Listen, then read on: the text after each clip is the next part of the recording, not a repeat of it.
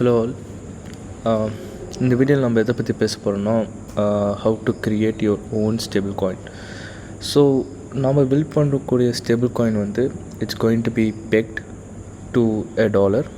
அதே மாதிரி it's going to be exogenous, which means like அதோட collateral பார்த்திங்கன்னா it's going to be crypto collateral like Ethereum, BTC as of now, and it's going to be algorithmic, which means like we should always have more collateral than what we meant, right?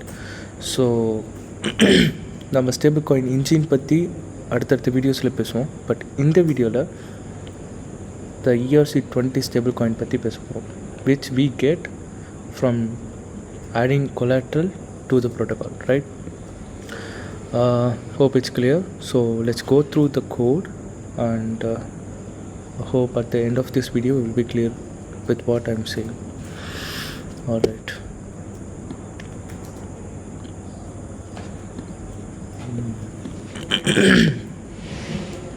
This is going to be very interesting, guys.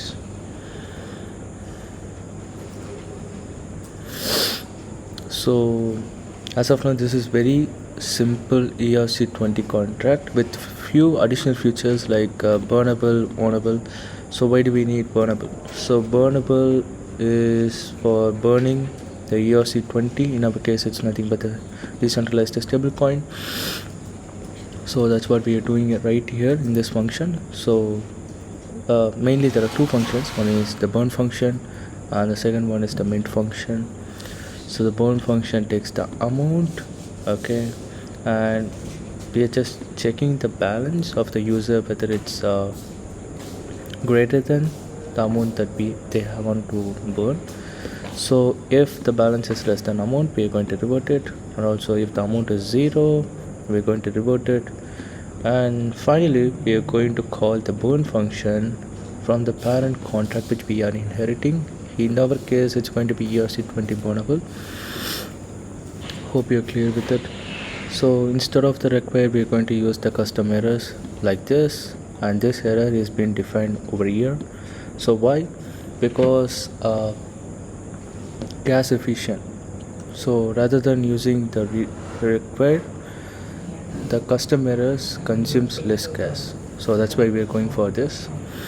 And don't forget to add the ERC-20 constructor function, constructor parameters, and finally we have the mint function.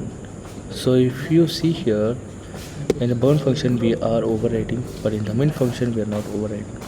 And also we are inheriting the ownable contract. So why do we need ownable?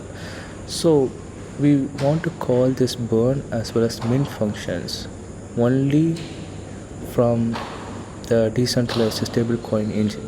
So that's why we need only owner modifier, which we have declared inside this contract. And finally we are again doing some checks, checking whether the address is the two address is not equal to 0. If it is equal to 0, we're going to revert it. And also we're checking whether the amount is greater than 0. If it is less than or equal to 0, then we're going to revert it.